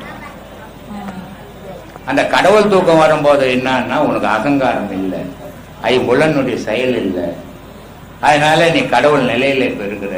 முழிப்பு வந்தா மனித நிலைக்கு போயிடுவ அப்படின்னு. அது முழிப்பும் இல்ல, தூக்கமும் இல்லாத இடைப்பட்ட ஒரு தூக்கம். அந்த தூக்கத்தை நீ அடையிறன்னு சொல்றதுக்காக தேங்காய் உடச்சி வச்சான், எல்லாத்தையும் பண்ணி வச்சான். மனுஷன் மாறவே இல்லை, தெரிஞ்சுக்கவே இல்லை. என்ன பண்றது? அந்த சித்தர்கள் கூடு விட்டு கூடு பாயிறதுன்றது இந்த நிலை தானா சாமி? அது வேற, அது வேற. கூடு விட்டு இப்ப திருமூலர் கைலாயத்திலிருந்து அவங்க 4 பேர் வர்றாங்க. நந்தியின் அருள் பெற்ற 4 4 பேர் இறைவங்கிட்ட உபதேசம் வாங்கி இந்த உலகத்துக்கு வர்றாங்க. வரும்போது 2 பேர் வடநாட்டு போயிடுறாங்க, பதஞ்சலியும் வேகப்பாத்தன்றோம். தமிழ்நாட்டில் திருமூலரும் சிவமாமுனின்றவரும் 2 பேர் இங்க தமிழ்நாட்டிலே நின்றுட்டாங்க. அப்போ திருமூலர் வந்துக்கினே இருக்கும்போது ஒரு மூலன்றவன் மாடு மேய்ச்சின்னு இருக்கான். அவனுக்கு ஏதோ வம்பு ஆகி போய் அவன் செத்து போயிட்டான். ஆனா அந்த மாடுங்கள்லாம் என்ன பண்ணு, அந்த பொணத்தை சுத்தி அழுதுக்குன்னு நிற்கிது, வீட்டுக்கு போகல. அப்ப திருமூலர் பாக்குறாரு, என்னடா இது மாடு மனுஷன் செத்து போயிட்டான், இந்த மாடெல்லாம் அவனை சுத்தி அழுதுன்னு. அப்ப இந்த மாடுங்க வீடு போய் சேரணும்னா என்ன பண்றது அப்படின்னா, இவர் என்ன பண்ணாரு, இவருடைய கூட்டை பிரிச்சுட்டு அந்த மூலனுடைய கூட்டுல இவரு உயிரை புகுத்திக்கணும். மூலன் ஆகி போய் மாட்டெல்லாம் ஓட்டு போய் அந்தந்த வீட்டுல சேர்த்துட்டாரு. மூலனுடைய பொண்டாட்டி என்ன பண்றா, நம்ம வீட்டுக்கார தான் வந்துக்கிறேன்னு ஓடிடுறான். அப்ப திருமூலர் சொல்லுமா, நான் இல்லை, இது மாதிரி உன் கனவை இறந்துட்டு இருந்தாரு, இந்த மாடுங்கள்லாம் அழுதுக்குன்னு இருந்தது, இந்த மாடை ஓட்டின்னு வரணுன்றதுக்காக என் உடலை வச்சுட்டு அவர் உடலுக்குள்ள புகுந்து வந்தேன். இப்ப போய் நான் என் உடலை தேடணும் அப்படின்னு போய் தேடும் போது ஒரு உடல் கிடைக்கல. அப்போ சொல்றாரு, இறைவனுடைய கட்டளை பொழுது மூலனுடைய உடல்ல புகுந்து நான் இந்த உலகத்துல வாழணும்னுட்டு, அதனால என்னுடைய உடலை இறைவன் மறைச்சிட்டான் பொழுது அப்படின்னு திருமூலரா இருந்து கும்பகோணத்துல 3000 வருஷம் இருந்து ஒவ்வொரு வருஷத்துக்கும் ஒரு பாடல் எழுதுறாரு. அதுதான் கூடு விட்டு கூடு பாயிற நிலை. இது மனுஷனுக்கெல்லாம் சாத்தியம் இல்லை. மனுஷன் கூடு விட்டு கூடு பாய்ஞ்சோன்னா டெய்லி 4 வீட்டுல போட்டுட்டு வந்துடுவோம்.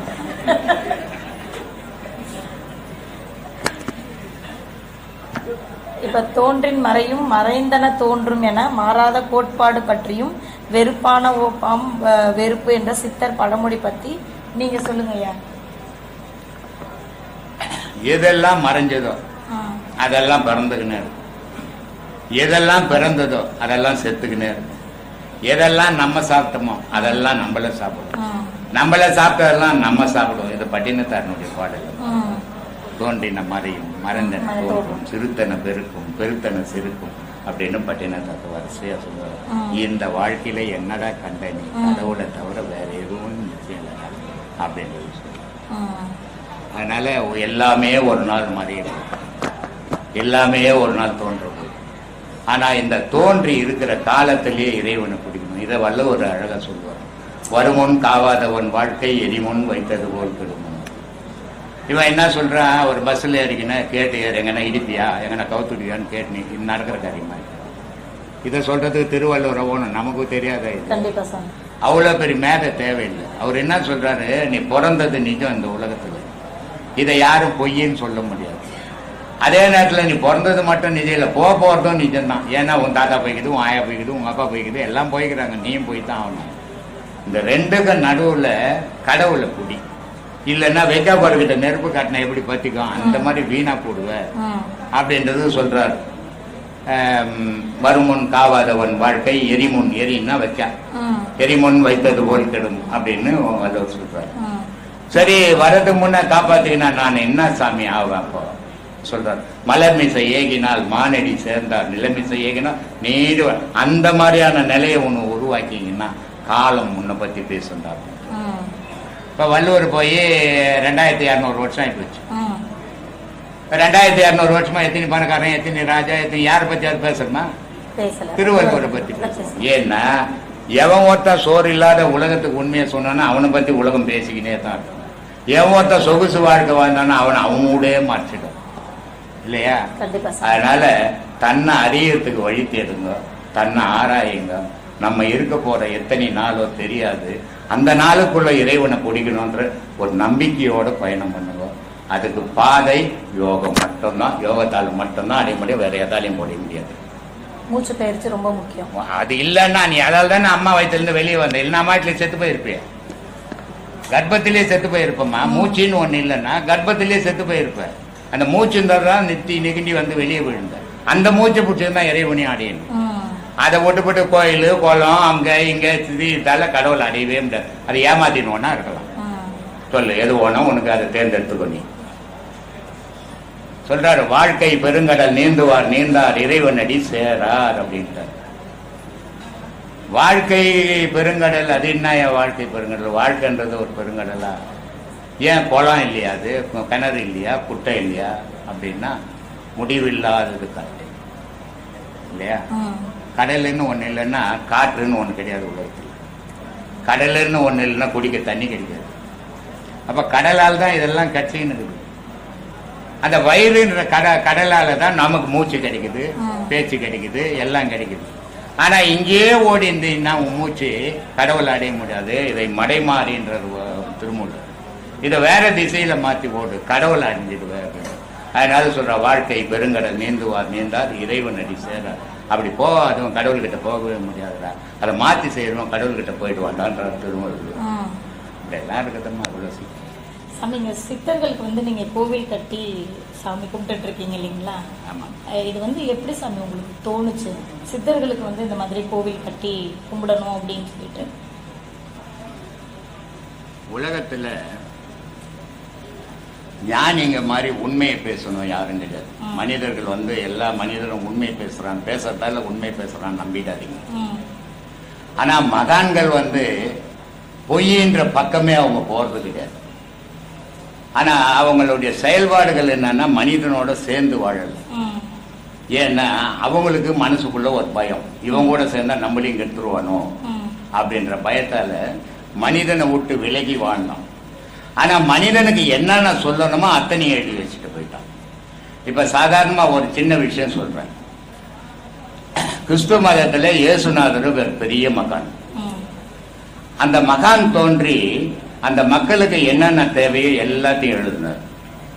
ஆனா அந்த மக்கள் கடைபிடிக்கல. அவங்க வாழ்க்கைக்கு தேவையோ அதை தான் கடைபிடிக்கிறாங்க.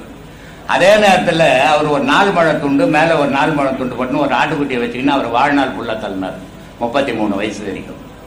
ஆனா எந்த கிறிஸ்துவா அந்த மாதிரி இருக்கிறான் இல்ல. இவன் ஷூ போட்டுக்கிறான், சுனா போட்டுக்கிறான், பேண்ட் ஷர்ட் போட்டுக்கிறான், இன் பண்ணிக்கிறான். கேட்டா கால கோளாறு, காலத்துக்கு இப்படி இருக்கணும் அப்படின்னு. அப்போ நீ அந்த கடவுள் வழிபாட்டுல இல்ல, உன் வசதிக்கு ஏற்ற மாதிரி நீ வாழற. இது எல்லா மதத்திலையும் இது உண்டு. எல்லா மதத்திலையும் ஒரு அற்புதங்களை இந்த மதம் அழிவுக்கு போய் நிற்குது. சொல்லுமா, அப்படித்தானே சாமி? அப்படியே எப்படி சாமி? வாழ்க்கையில் நமக்கு எப்போவுமே பிரச்சனைகள் இருக்குது. அது ஆன்மீகமாக இருந்தாலும் ஒரு குடும்பமாக இருந்தாலும் எல்லாத்துலேயும் ஏதோ ஒரு பிரச்சனைகள் நடந்துக்கிட்டே தான் இருக்கும். ஏன்னா இங்கே எல்லாத்துலேயும் இருக்கிறது சராசரி மனுஷங்க தான். யாரும் இங்கே தெய்வமாகலை, யாரும் இங்கே தேவராகலை, யாரும் மகானாகவும் ஆகலை. மனுஷனாக மனசோட உலாவிட்டு இருக்க வரைக்கும் சில இன்பத் துன்பங்கள் நம்ம வாழ்க்கையில் ஃபேஸ் பண்ண வேண்டிய சூழ்நிலை கண்டிப்பாக எல்லாருக்கும் நடக்கும், எல்லா இடத்துலையுமே நடக்கும். ஆனால் எது நடந்தாலும் நமக்குன்னு சில குறிக்கோள்கள் இருக்குது, நமக்குன்னு சில இலக்குகள் இருக்குது. அதை அடையிறதுக்காக நாம் இந்த பிரச்சனைகளையோ சந்திக்கக்கூடிய இடர்பாடுகளையோ காரணம் காட்டாமல் நாம் ஒரு நதி மாதிரி கடந்துக்கிட்டே போனோம். ஏன்னா நம்மளுடைய இலக்கு, ஒரு நதியோட இலக்கு கடலை போய் சேர்றது தான். நம்மளோட இலக்கு நம்மளுடைய குருநாதரான நம்மளுடைய தெய்வத்தை போய் சேர்றது மட்டும்தான். அவர் காட்டிய வழியில் நாம் தொடர்ந்து பயணம் பண்ணோம்னா எந்த தடையாக இருந்தாலும், எவ்வளோ சோதனைகளாக இருந்தாலும் அதை எல்லாத்தையும் தாண்டி நாம் எதுக்காக வந்தோமோ அந்த லட்சியத்தை அடையிறதுக்கு நம்ம குருநாதரானவர் எப்பவுமே நமக்கு துணையாக இருப்பார். நாம் நம்மளுடைய முயற்சியையும் நம்மளுடைய மன வலிமையும் காட்ட வேண்டிய சூழ்நிலை பிரச்சனைகள் வரும்போது காட்டி ஆகணும். சோதனைகள் வரும்போது தோண்டு போகிறதோ, இன்பம் வரும்போது துள்ளி குதிக்கிறதோ நம்மள மாதிரி அப்பியாசிக்கு சரியாக வராது. எதையுமே ஒரு சீர்தூக்கி இது சரியா இது தப்பா அப்படின்னு இன்னொருத்தர் சொல்லாமலே நாம் விளங்கக்கூடிய பக்குவத்துக்கு நாம் செய்யக்கூடிய பாடம் நம்ம மனப்பக்குவத்தை கொடுப்போம். அப்போ பாடம் பண்ணக்கூடிய எல்லாருக்கும் இது கிடைக்குமானா, பாடம் பண்ணக்கூடிய எல்லாருக்கும் இது மாதிரி வாய்ப்புகள் கிடைக்காது. ஆனால் எதுக்காக பாடம் பண்ணுறோன்ற அந்த உணர்வு நிலையோடு பாடம் பண்ணாங்கன்னா அந்த மனப்பக்குவம் தானாக வரும். எதுக்காக பாடம் பண்ணணும், எதுக்காக நம்ம சராசரி வாழ்க்கையை விட்டு நம்ம இந்த மாதிரி ஒரு வாழ்க்கைக்கு வரணும், எல்லாரையும் மாதிரி இருந்துட்டு போனால் என்ன இருக்கலாம் இல்லையா? ஆனால் அப்படிலாம் இருந்து பயன் இல்லை. இப்படி போனால் இது எங்கே போய் முடியும்னு தெரியல, இந்த வாழ்க்கையில் நல்லது கெட்டது புரியல அப்படின்னு நாம் நினச்சதுனால தான் வேறு ஏதோ ஒரு வழி இருக்குது, அந்த வழியில் நாம் பயணம் பண்ணால் என்ன அப்படின்னு ஐயாவோட சொல்லை கேட்டு நாம் இப்போ வந்திருக்கோம். அதனால் நம்ம வாழ்க்கையில் நம்ம பயணத்தில் நடக்கக்கூடிய எல்லாத்தையும் நாம் கடந்து போயிடுவோம். எல்லாமே கொஞ்ச காலம்தான், எதுவுமே இங்கே நிலையாகவே இருக்காது. யாருக்கும் எதிரி நிலையாக இருக்க முடியாது, யாருக்கும் நண்பனும் நிலையாக இருக்க முடியாது. எல்லாமே காலமானது, மாற்றி மாற்றி கடந்து போயிட்டே இருக்கும். ஆனால் நம்மளை சுற்றி இருக்கிற சூழ்நிலைகள் மாறலாம், ஆனால் என்றைக்குமே நாம் மாறாமல் இருக்கணும். நாம் மாறாமல் இருந்தால் இந்த உலகத்தினால நமக்கு எந்த துன்பமும் வராது. நாம் மாற ஆரம்பித்தோம்னா மற்றவங்களுக்காக, நம்மளை சுற்றி இருக்கிறவங்களுக்காக நம்மளுடைய கொள்கைகளை நம்மளோட முடிவுகளை மாற்ற ஆரம்பித்தோம்னா அதுக்கு ஒரு முடிவே இல்லாமல் போயிடும். நாம் புதுசாக பாதையை போட்டு போகலை. ஏற்கனவே நமக்கு முன்னாடி ஒரு மகான பாதையை போட்டுட்டு இது தாண்டா வாழ்க்கை, இது தாண்டா பாதை, இதில் நடன்னு சொல்லி நம்மளை கைப்பிடிச்சி கூட்டும் போகிறாரு. நாம் நம்பிக்கையோடு நடக்க வேண்டியது மட்டும்தான் நம்மளுடைய வேலை. அப்படி நடந்தோம்னு சொன்னால் எல்லாத்தையும் கடந்து எதை தேடி வந்தோமோ அந்த ஞானத்தை, ஞானம்ன்றது ஒன்றுமே இல்லை சாமி. ஞானம்ன்றது காடுலேயோ மலையிலையோ இல்லை அங்கே போய் தவம் செஞ்சாதான் அப்படின்லாம் ஒன்றுமே கிடையாது. வீட்டுக்குள்ளே இருந்தும் பண்ண முடியுன்றது தான் ஐயாவோட கான்செப்டே. எந்த மலைக்கும் போக வேணாம். இமயமலையில் ஈசன் இருக்கிறான்றது நம்மளோட முட்டாள்தனம். இமயமலையில் ஈசனோட ஒரு வடிவம் இருக்குது, ஈசன் இல்லை. ஈசனுடைய லிங்கம் வடிவம் இருக்கலாம், ஆனால் ஈசன் இல்லை. அப்போ ஈசன் எங்கே தான்ப்பா இருக்கிறான் அப்படின்னு சொன்னால், தனக்குள்ளே யாரெல்லாம் தேட ஆரம்பிக்கிறாங்களோ அவங்களுக்கு எள்ளுக்குள்ள எண்ணெய் மாதிரியும், நெருப்புக்குள்ள உரைப்பு மாதிரியும், பாலுக்குள்ள நெய்யு மாதிரியும் அவன் கலந்தே இருக்கிறான். நமக்குள்ளேயும் உங்களுக்குள்ளேயும் இருக்கிறான். இந்த உண்மையை பாடம் பண்ணக்கூடிய எல்லா அபியாசையும் புரிஞ்சுக்கணும்னு சொன்னால் நாம் பண்ணக்கூடிய பாடம் நமக்கு இன்னும் கொஞ்சம் உரத்தை கொடுக்கும். ஒரு மரம் வெறும் மண் இருந்தால் மட்டும் வளர்ந்து பெரிய மரமாகி பூத்து காய்ச்சி குலுங்காது. அதுக்கு தேவையான உரத்தை கொடுக்கணும். அந்த உரமாகப்பட்டது என்னன்னு சொன்னால் நம்மளுடைய சிந்தனை தான். எப்பவுமே இந்த நம்ம மூச்சானது காற்று மாதிரி காற்று போயின்னு வந்துன்னு இருக்குது. காற்று ஒரு நிலையான பொருள் இல்லை. காற்றுனது எப்பவுமே அசையக்கூடிய ஒரு பொருள். அது ஒரு நாளைக்கு தென்றல் மாதிரியும் போகும், ஒரு நாள் சூறாவளி மாதிரியும் போகும். அப்போது இந்த மூச்சுக்குள்ளே ஏற்படக்கூடிய எல்லா மாற்றங்களும் நம்ம மனசுக்குள்ளே அதை எதிரொலிக்கும். அப்போ ஒரு மனுஷன் தடம் மாறுறாங்கன்னு சொன்னால் முதல் காரணம் அவங்களுடைய மூச்சு தடம் மாறுது. மூச்சு சீராக போயிருந்தால் எதிரில் யமன் வந்து நின்னாலும் இந்த மனம் கலங்காமல் தான் நிற்கும். ஏன்னா அந்த மனம் ஏற்கனவே செத்து போயிட்டுருக்கோம். சாவாதவன் தான் சாவை கண்டு கண்ணீர் விடணும், சாவாதவன் தான் சாவை கண்டு பயப்படணும். ஏற்கனவே செத்து போனவன். அப்போ பாடம் இந்த மனசை சாகடிச்சிருச்சுன்னு சொன்னால் நாமம் எல்லாம் செத்ததுக்கு சமம், செத்தவங்க எல்லாம் ஞானம் அடைஞ்சதுக்கு சமம். வேற ஒன்றும் ஞானம் இல்லை. இந்த மனமாகப்பட்டது தன்னோட செயலை தன்னுடைய ஆர்ப்பாட்டத்தை எல்லாம் அடக்கி நான் ஒன்றுமே இல்லைப்பா அப்படின்னு அது நினைச்சு சொன்னால் அந்த நொடி புத்தனுக்கு ஞானம் பிறந்த மாதிரி நமக்கும் ஞானம் பிறந்துடும். சரிங்களா? புத்தன் அரச மரத்தை தேடி போன மாதிரி நாம் அரச மரத்தெல்லாம் தேடி போவேனா? புத்தன் அரண்மனையை தூக்கி போட்டு போன மாதிரி நாம் போக வேண்டியது இல்லை. புத்தன் பொண்டாட்டி தூக்கி போட்டு போன மாதிரி நாம் போக வேண்டிய அவசியம் இல்லை. நாம் பண்ண வேண்டியது புத்தனுக்கும் தெரியாத ஒரு ஞானம். ஏற்கனவே சொல்லியிருப்பேன் ஒரு கதை. புத்தன் காட்டுக்கு போய் எல்லாத்தையும் தூக்கி போட்டு காட்டுக்கு போய் ஞானத்தை அடைஞ்சிட்டு தன்னுடைய அரண்மனைக்கு தேடி வராரு. ஞானத்தை அடைஞ்ச பிறகு அரண்மனைக்கு வந்த உடனே முதல் கேள்வி அவங்க மனைவி கேட்குறாங்க, ஐயா நீங்கள் எதுக்காக போனீங்க? ஞானத்தை தேடி போனேன். அப்போ ஞானத்தை அடைஞ்சிட்டிங்களா? ஓ அடைஞ்சிட்டேன். இப்போ நீங்கள் உண்மையை சொல்லுங்கள், நீங்கள் அடைஞ்ச அந்த ஞானத்தை அங்கே தான் போய் அடைய முடியுமா, இல்லை இந்த இடத்துல இருந்து அடைய முடியுமா அப்படின்னு அவங்க மனைவி கேட்கும்போது ஞானம் அடைந்த புத்தனாலேயே பதிலை சொல்ல முடியல. அப்போ அவர் சொல்கிறாரு, வெளியே போனால் தான் ஞானம் அடையன்னு எனக்கு அன்னைக்கு தெரிஞ்சுது, ஆனால் ஞானத்தை உணர்ந்த பிறகு தான் தெரிஞ்சுது ஞானத்தை அடைய எங்கேயும் போக வேண்டியதில்லை, எங்கே இருக்கிறோமோ அங்கே இருந்தே ஒவ்வொருத்தராலும் ஞானம் அடைய முடியும்னது ஞானத்தை அடைஞ்ச பிறகு தான் எனக்கு தெரிஞ்சுது. அதுக்கு முன்னாடி எனக்கு தெரியல. தெரியாதனால தான் நான் ஊராக போனேன். தவம் இருக்கிறார் அவர், சோறு இல்லை தண்ணி இல்லை, தவம் இருக்கிறாரு அரச மரத்து அடியில். இந்த உடல் எலும்பும் ஒன்றா ஒட்டி போகிற அளவுக்கு தவம் இருக்கிறாரு. 48 நாள் தொடர்ந்து தவம் இருக்கிறாரு. இதுக்கு மேலே அதை அவர் கண்டினியூ பண்ணார்னா அவருக்கு நிகழ மரணம் தான் நிகழும். அப்போ ஒரு அசரீரம் ஒலிக்குது, எப்பா உன் உடம்பும் வீணையும் ஒன்று தான், வீணையை தேவையான அளவுக்கு முறுக்கணும், அதை அதிகப்படியாக முறுக்கினா கம்பி அறுந்துடும், இல்லை முறுக்காமல் விட்டாலும் அதில் இருந்து நாதம் வெளிப்படாது. அப்போது நாதம்ன்றது வேணும்னா எப்பவுமே ஒரு மிதமான அந்த முருகல்ன்றது வேணும். அதை நீ புரிஞ்சிக்கணும். ஒரு அசரீதி வந்த பிறகு தான் அவருக்கே புரியுது, பட்டினி போட்டால் ஞானம் வராது, காடு மேடு சுத்தினா ஞானம் வராது. இந்த உடல் தான் ஞானத்தை வர வைக்கக்கூடிய, ஞானத்தை உணரக்கூடிய ஒரு கருவி. அந்த கருவியை நாம் எப்பவும் மிதமாக பயன்படுத்தணும். அது காமமாக இருந்தாலும் ஆகாரமாக இருந்தாலும் பாசமாக இருந்தாலும் எல்லாத்துலேயும் ஒரு மிதமாக இருந்தால் நமக்கு பாடம் பண்ணக்கூடியவங்களுக்கு அது ஒரு பெரிய உயரத்தை அது கொடுக்கும். அப்போ நம்ம சராசரி வாழ்க்கையில் எங்கேயுமே தோண்டு போடாமல் எதுலேயுமே அட்டாச் ஆகாமல் கிருஷ்ண பரமாத்மா சொன்னார், அப்போ கடமையை செய் பலனை எதிர்பார்க்காத. கடமையை செஞ்சால் பலன்ன்றது வந்தே தீரும். அப்போ கடமையை எப்படி செய்கிறது? நான் செய்கிறேன்னா அதுக்கான பலன் நிச்சயம். அப்போ கடமையை செய்யக்கூடிய எல்லாரும் ஒரு விஷயம் தெரிஞ்சுக்கணும், அதுக்கான பலன் எனக்கு வரக்கூடாதுன்னா இதை நான் செய்யலை, என்னை செய்ய சொல்கிறதுக்கு எனக்கு மேலே ஒரு தெய்வம் ஒரு சக்தி நம்மளை தூண்டுது, இதை செய்யக்கூடிய தகுதி நமக்கு இல்லை, நம்மளால் இதை செய்யவே முடியாது, நம்மளை ஒருத்தர் தூண்டு விளக்கெரிய தொடர்ந்து இருந்து சூழ்ந்தாற்போல்.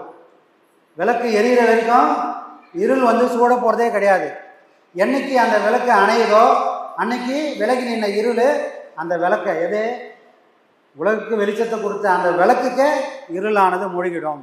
அந்த மாதிரி நம்முடைய சிந்தனைகள் எப்பவுமே வெளிச்சம் போல பிரகாசமாக இருக்கணும். அங்கே இருட்டுன்ற வேதனையோ இருட்டுன்ற கள்ளங்கபடமோ இருட்டுன்ற வேறுபாடோ இல்லாமல் நாம் பார்த்துக்கணும். இதுதான் இருட்டு. இருட்டுன்றது ஒரு வண்ணம் இல்லை, அது ஏதோ நைட்டு வர ஒரு பொருள் இல்லை, நம்ம சிந்தையில் இருக்குது. அது மனம் எப்போவுமே சுத்தமாக இருக்கணும். அப்படி இருந்தால் அந்த விளக்கு உள்ளுக்குள்ளே ஒலிக்குதுன்னு அர்த்தம். அவங்க பேசக்கூடிய எல்லாத்துலேயும் அந்த விளக்கினுடைய ஒளி, உள்ளத்தின் ஒளி உண்டாயின் வாக்கில் ஒளி உண்டாகும். எல்லாமே உள்ளே இருந்து மட்டும்தான் வரணும், வெளியே இருந்து நமக்கு ஒரு பொருளும் வராது. இங்கே வாழத்துக்கு மட்டும்தான் வெளியே இருக்கிற பொருள் எல்லாம் உண்டு. நாம் கரை சேரணும்னு சொன்னால் வெளியே இருக்கிற எல்லா கதவையும் மூடிட்டு உள்முகமாக, அந்தரியாமைன்னு சொல்லுவாங்க, உள்முகமாக நாம் பயணம் பண்ணால் மட்டும்தான் அந்த சக்தி மட்டும்தான் நமக்கு தான் யாருன்னு காட்டி கொடுக்கும், தன்னுடைய தலைவன் யாருன்றதையும் அது காட்டி கொடுக்கும். அப்போது நாம் எப்பவும் மதி மயங்காமல் இருக்கணும். இந்த பாடத்தோட முதல் அடிப்படையே மதி மயங்காமல் இருக்கிறது மட்டும்தான். அப்போனா இதுக்கு முன்னாடி மதி மயங்கினோம்னா அது தெரியாமலே மயங்கி, எது தெரியாமலே கூத்து ஆடுறவனுக்கு சிவவேஷம் கட்டியிருப்பான், ஆனால் அவனுக்கு மட்டும்தான் தெரியும் நான் சிவன் இல்லை, கந்தப்பேன் முனியப்பேன் அப்படின்ற மாதிரி. ஆனால் பார்க்கக்கூடிய, வேடிக்கை பார்க்கக்கூடிய எல்லாருக்கும் ஆஹா சிவன் வந்துக்கிறாரு, பார்வதி வந்துக்கிறாங்கன்னு மயங்குற மாதிரி நாமளும் இந்த உலகத்தில் மயங்கிட்டு இருக்கோம். யாருக்காகவும் நாம் வரலை, யாரும் நமக்காகவும் வரலை. நமக்கு ஒரு கட்டளை இட்டிருக்கான் இறைவன், உன்னால் மட்டும்தான் இந்த விஷயத்தை செய்ய முடியும்னு நமக்கு ஒரு பணியை கொடுத்துருக்குறான்.